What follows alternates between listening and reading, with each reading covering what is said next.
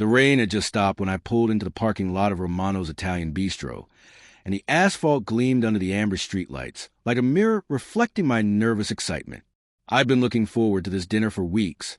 My son Marcus had just graduated summa cum laude from Northwestern with his engineering degree, and I wanted everything to be perfect. The humid Chicago air carried the scent of wet concrete and the distant aroma of garlic and basil from the restaurant's kitchen. I checked my reflection in the car side mirror one more time, smoothing down my graying hair and adjusting the navy blazer I bought specifically for this occasion. At 52, I still felt young enough to be proud of achievements like this, but old enough to understand how precious these family moments truly were. My hands trembled slightly as I locked the car, not from the cool May evening, but from pure parental pride mixed with something I couldn't quite name. Anxiety, maybe. Inside Romano's, the warm lighting and soft jazz created the intimate atmosphere I'd hoped for when I made the reservation 3 weeks ago. The hostess, a young woman with a bright smile, led me to our corner table where Marcus was already seated, scrolling through his phone. He looked up as I approached, and for a moment, I saw the little boy who used to run to me with scraped knees and big dreams. "Dad, you're early," he said, standing to give me a brief hug. He'd grown into such a handsome young man, tall, like his mother had been, with her same dark eyes and serious expression. But tonight, there was something distant in his demeanor, a tension in his shoulders that I attributed to post-graduation stress. "Couldn't help myself," I replied, settling into my chair across from him. "I've been thinking about this dinner all week. Your mother would have been so proud, Marcus. I still can't believe it." He nodded politely but didn't meet my eyes, instead focusing on the menu. Emma and Helena should be here soon. Traffic's pretty bad on Lakeshore Drive. Emma, his girlfriend of 2 years, and Helena, his best friend since freshman year. I was genuinely excited to celebrate with them, too. They'd been such positive influences in his life, and I'd grown fond of both young women during our previous encounters at various university events. The waiter approached, a middle-aged man with kind eyes who reminded me of my own father. "Good evening, gentlemen. Can I start you off with some appetizers or drinks while you wait for the rest of your party?" "I think we'll wait," Marcus said quickly, but I was already opening my mouth. "Actually, let's get some of that bruschetta you're famous for, and I'll have a glass of the Chianti Classico," I said enthusiastically. "This is a celebration. My son just graduated from Northwestern with highest honors." The waiter's face lit up. "Congratulations. That's wonderful news. And for you, sir?" he asked Marcus. "Just water for now," Marcus replied, his voice flat. As the waiter walked away, I leaned forward, unable to contain my excitement. "Marcus, I've been thinking about what you said last week about maybe taking some time off before starting your job at Morrison Engineering.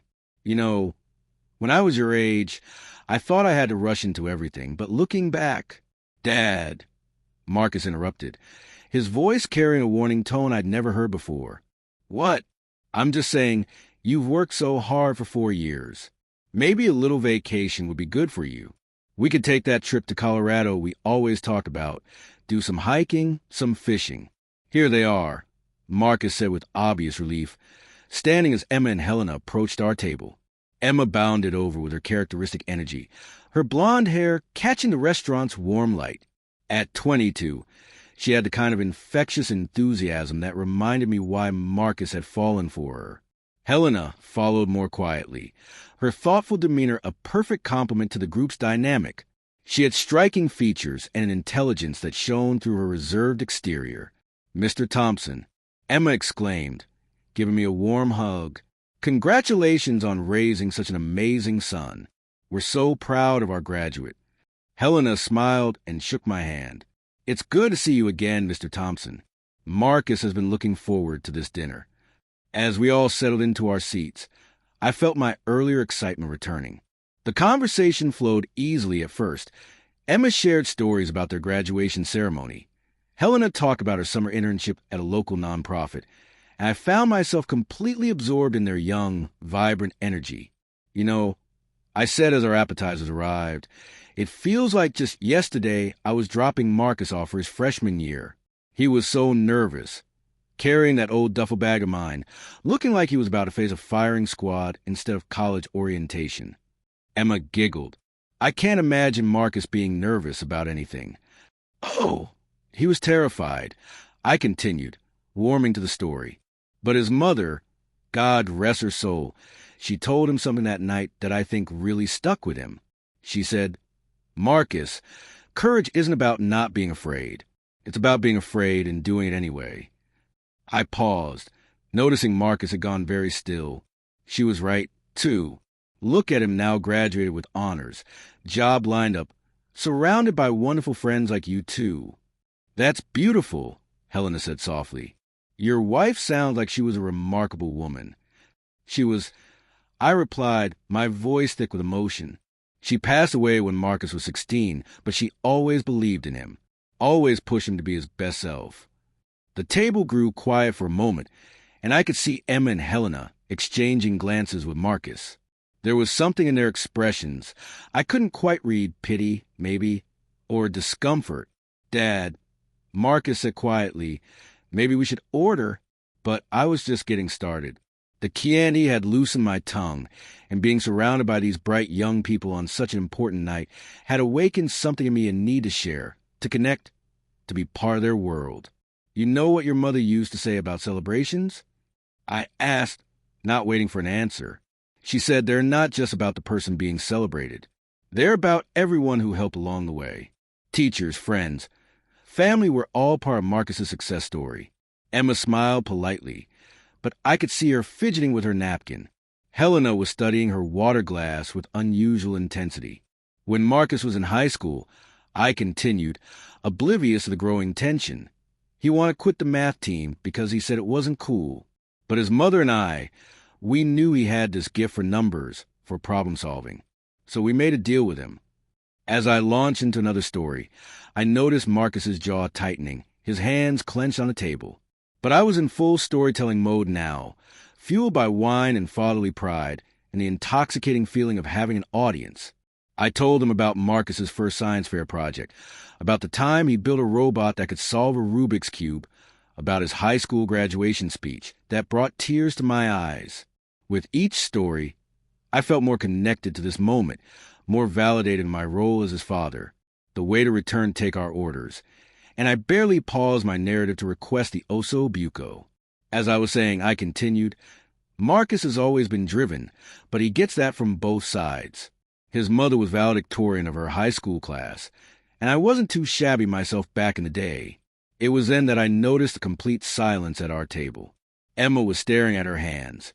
Helena looked uncomfortable, and Marcus was looking at me with an expression I'd never seen before. It wasn't anger exactly, but something colder, something that made my stomach clench with sudden anxiety. "Dad," he said, his voice low and controlled, "can you not talk so much?" The words hit me like a physical blow. The restaurant's ambient noise, the clinking of silverware, the murmur of other conversations, the soft jazz, suddenly seemed deafeningly loud. I felt my face flush hot with embarrassment and something deeper, something that felt like shame. I looked around the table at these three young people, Emma avoiding my eyes, Helena staring at her lap, and Marcus sitting rigid with barely contained frustration. In that moment, I saw myself through their eyes, a middle-aged man desperately trying to insert himself into their celebration, rambling on about the past while they wanted to talk about their future. I started, but no words came. The silence stretched between us, heavy and suffocating. Without another word, I reached into my wallet, pulled out my credit card, and signaled the waiter. My hands were shaking as I handed it over. "Please put everything on this," I said quietly. "The table will be staying, but I need to leave." "Dad, wait," Marcus began, but I was already standing. "Congratulations on your graduation, son," I said, my voice barely above a whisper. "I'm very proud of you." I walked out of Romano's into the cool Chicago night, leaving behind the warm light, the celebration I'd planned for weeks, and something fundamental about my relationship with my son that I wasn't sure could ever be repaired.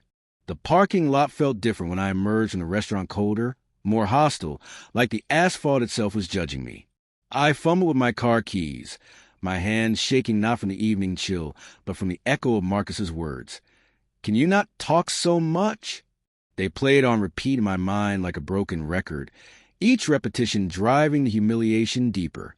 I sat in my Honda Accord for several minutes before starting the engine, staring at the warm glow spilling from Romano's windows. Through the glass, I could make out the silhouettes of other families, celebrating, laughing, sharing stories without shame. Part of me wanted to go back inside, to apologize, to salvage what remained of the evening. But a larger part of me, the part that had been building walls since Sarah died 6 years ago, told me to drive away and pretend this night had never happened. The drive back to my suburban Naperville home took 45 minutes through stop-and-go traffic on I-88, giving me plenty of time to replay every excruciating moment of the dinner. Had I really been talking that much? I tried to remember the conversation objectively, but my memory felt unreliable, colored by embarrassment and wine. The neighborhoods grew progressively quieter as I drove west from the city, transitioning from Chicago's urban density to the manicured lawns and two-story colonials of the suburbs. Streetlights cast long shadows across empty sidewalks, and most houses showed only the blue flicker of television screens through drawn curtains. It was a kind of peaceful residential scene that usually comforted me, but tonight it felt lonely and artificial. When I pulled into my driveway, the motion sensor light flooded my front yard with harsh white illumination, revealing the neglected flower beds that Sarah used to tend with such care. The hostas had grown wild and leggy, and weeds choked the space where her prized roses once bloomed. I made mental notes to call a landscaper, the same mental notes I've been making for 3 years without following through. Inside, the house greeted me with the particular silence of a space designed for more people than actually live there. I bought this 4-bedroom colonial when Marcus was 12, full of plans for family gatherings, dinner parties, and the kind of domestic life that Sarah had always dreamed about. Now it felt like a museum of abandoned intentions. I poured myself 3 fingers of Jameson and settled into my leather recliner Sarah's last Father's Day gift to me before the cancer took her. The whiskey burned pleasantly, temporarily numbing the sting of the evening's humiliation. I found myself staring at the framed photographs scattered across the coffee table. Marcus of various ages, Sarah at our wedding, family vacations to Wisconsin lakes and Colorado mountains. In one particular photo, Marcus was maybe 8 years old, gap-toothed and grinning, as he held up a fish he caught during our annual trip to Lake Geneva. I remember that day vividly. How excited he'd been to tell everyone at the bait shop about his catch, how he'd insisted on calling his mother from the payphone to share the news, how we'd stayed up late that night by the campfire while I told him stories about my own childhood fishing adventures with his grandfather. When had he stopped wanting to hear my stories? The question haunted me as I sat there in the lamplight, nursing my whiskey and trying to pinpoint the exact moment our relationship had shifted. Was it when Sarah died and I became both mother and father, overwhelming him with attention he hadn't asked for? Was it when he left for Northwestern, and I struggled to find my role in his increasingly independent life? Or had it been a gradual erosion, so slow and subtle that I'd missed all the warning signs? I thought about the past few months, the weekly phone calls where Marcus's responses grew shorter and more perfunctory, the university events where he seemed eager to introduce me to his friends, but quick to move me along when I lingered too long in conversations, the way he'd started suggesting we meet for lunch instead of dinner, because lunch felt less formal. Maybe the signs had been there all along, and I'd been too desperate for connection to notice them. My phone buzzed with a text message, and my heart leaped with the hope that it might be Marcus. Instead, it was my neighbor, Dave Rodriguez, asking if I wanted to join him for golf tomorrow morning. I stared at the message for a long time before typing back a simple sure. At least Dave never seemed to mind my stories, though I wondered now if he was just being polite. The Jameson was making me maudlin, dragging up memories I usually kept carefully buried. I remembered the months after Sarah's funeral when Marcus was still in high school, how I tried to fill the overwhelming silence in our house with constant chatter about his homework, his friends, his college applications. At the time, I thought I was being supportive, involved. Looking back, I wonder if I'd been suffocating him with my need to connect. Sarah had always been the better parente, more intuitive, more patient, better at knowing when to speak and when to listen. She had a gift for asking exactly the right questions at exactly the right moments, drawing Marcus out without making him feel interrogated. I, on the other hand, had always been the storyteller, the one who filled comfortable silences with rambling anecdotes and life lessons disguised as entertainment.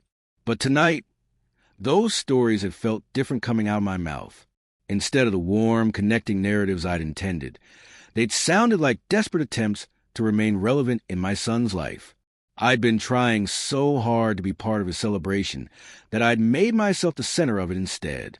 The worst part was the look on his face when he'd said those words. Not anger, which I could have understood and maybe even respected.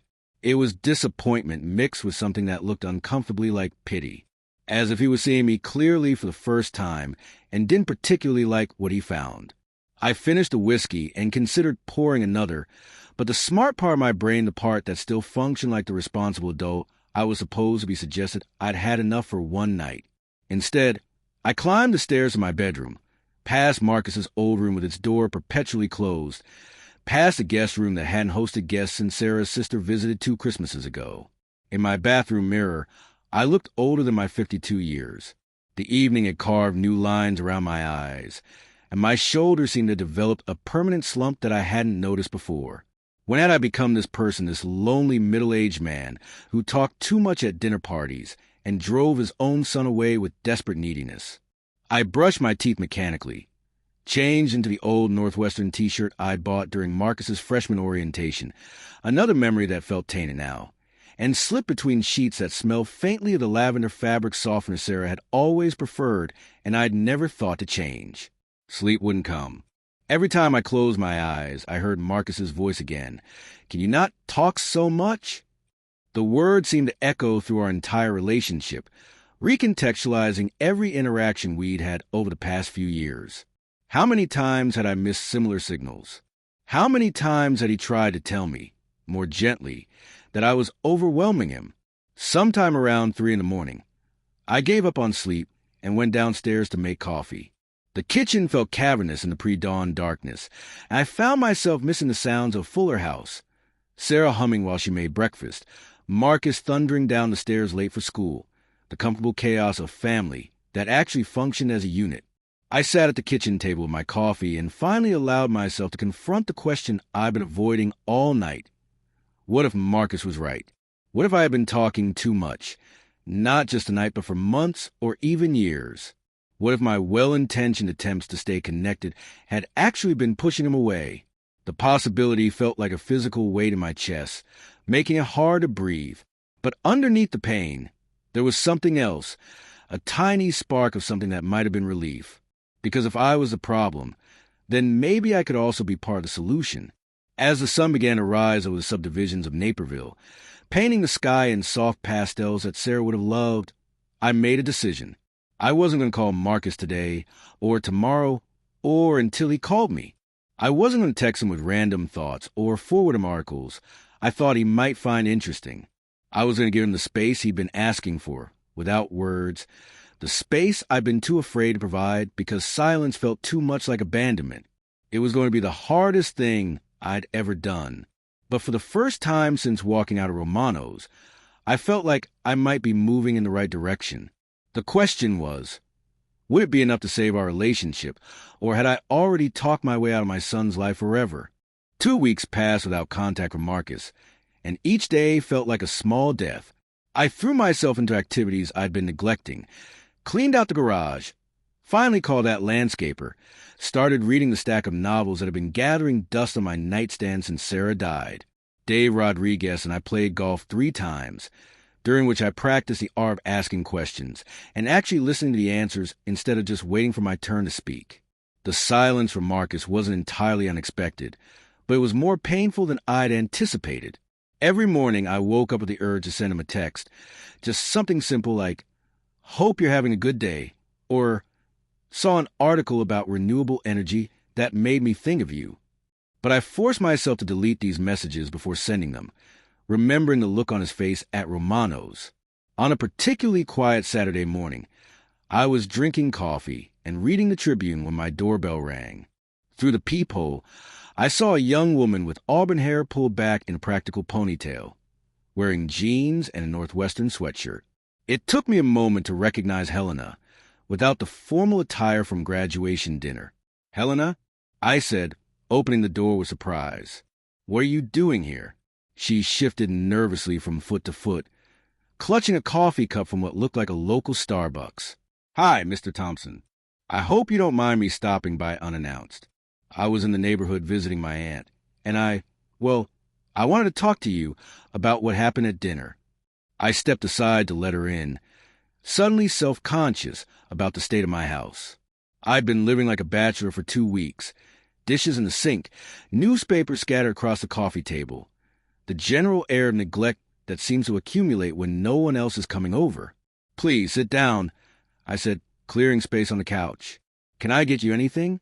More coffee? Water?" "I'm fine, thank you." She perched on the edge of the sofa, still radiating nervous energy. "Mr. Thompson, I want you to know that what happened at dinner, it wasn't okay." I felt my face flush. "Helena, you don't need to." "No, please let me finish." Her voice was gentle but firm, carrying the kind of quiet authority that probably served her well in her nonprofit work. "Marcus was wrong to speak to you that way, especially in front of Emma and me. It was cruel and unnecessary." The validation felt like a physical relief, but it was accompanied by a complicated mixture of gratitude and loyalty to my son. "I appreciate you saying that, but maybe you had a point. Maybe I was talking too much." Helena set her coffee cup down carefully on the table, as if she was choosing her words with equal precision. "Mr. Thompson, can I tell you something about Marcus that you might not know?" I nodded, suddenly very interested in what this thoughtful young woman had observed about my son. "Marcus talks about you all the time," she said.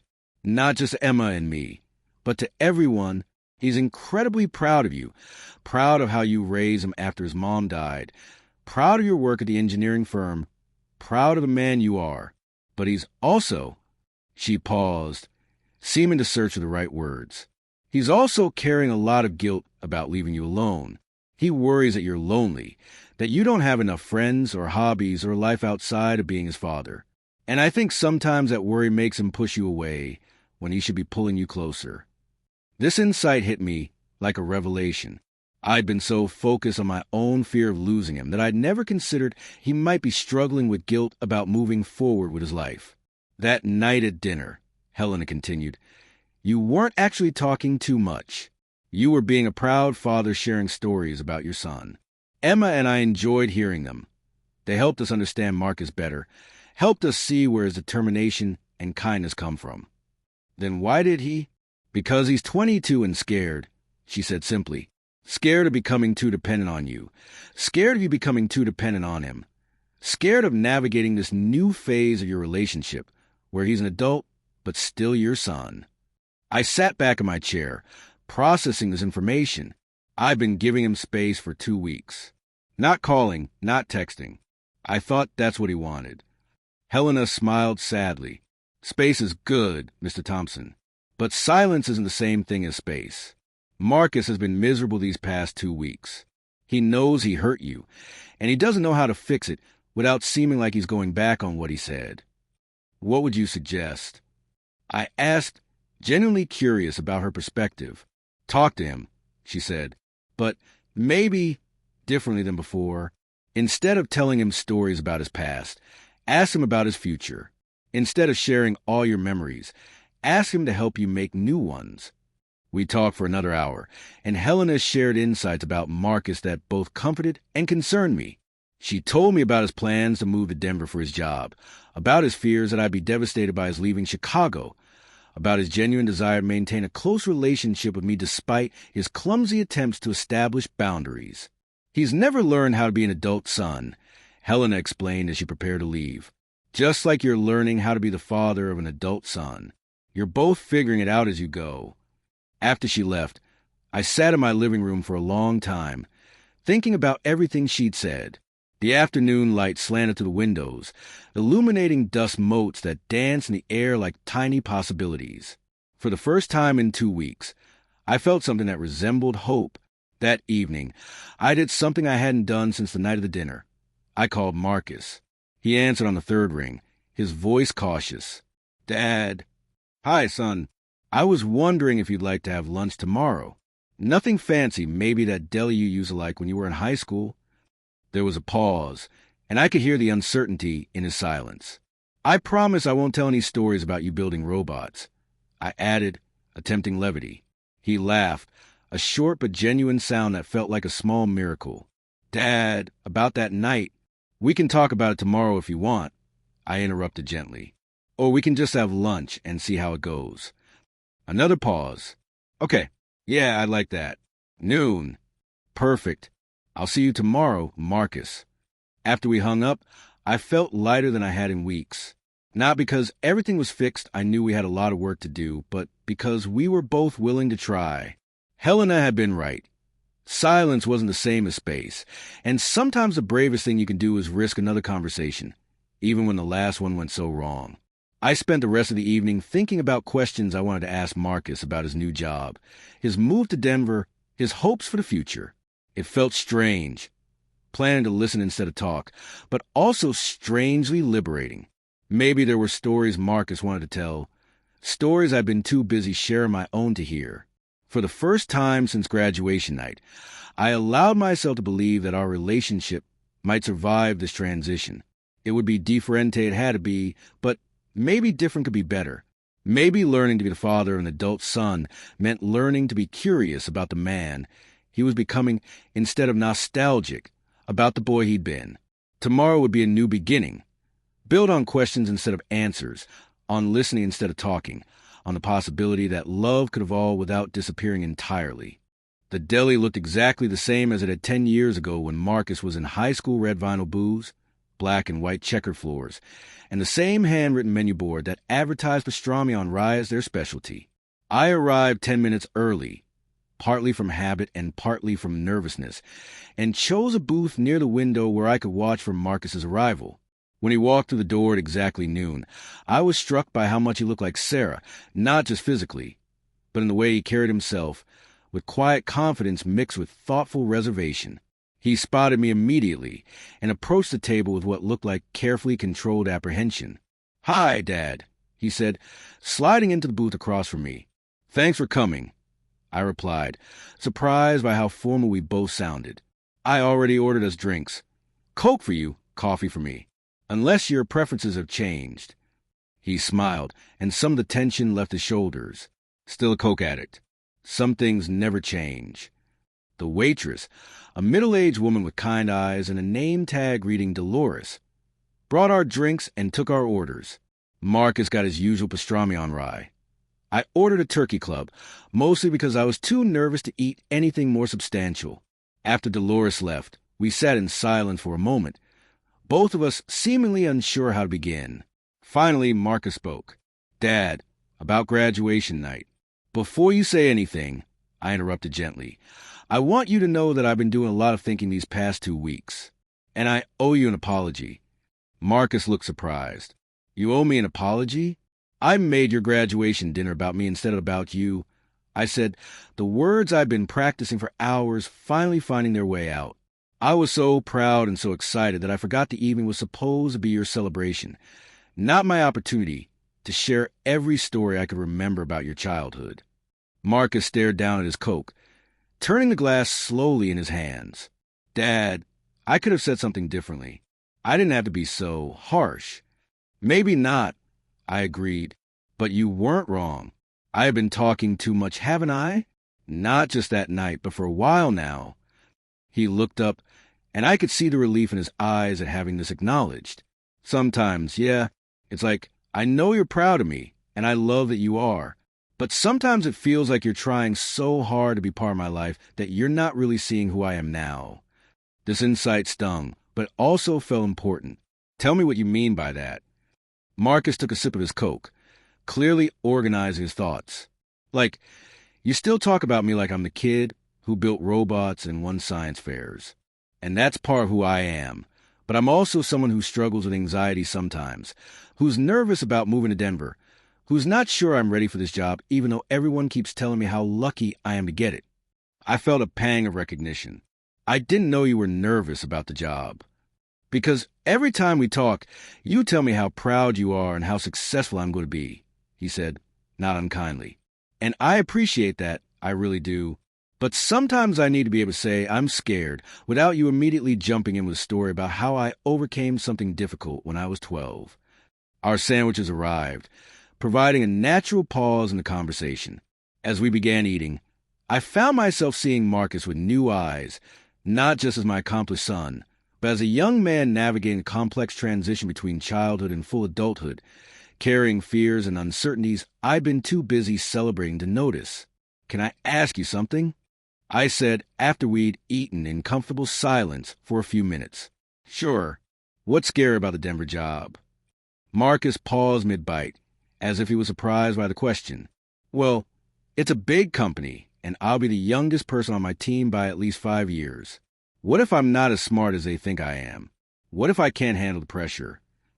I felt a familiar urge to reassure him with stories about his past achievements, but instead, I forced myself to ask another question.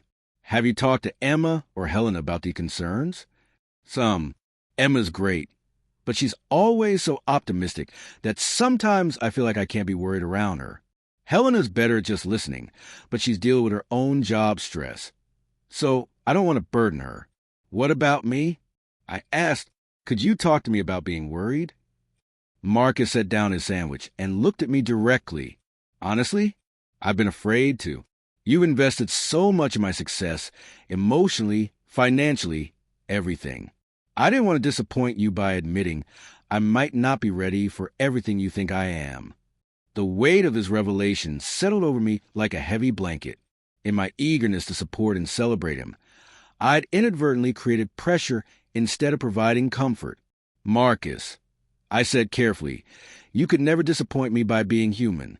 You could never disappoint me by having normal fears about a big transition. And you definitely couldn't disappoint me by needing support instead of praise." He nodded, but I could see there was more he wanted to say.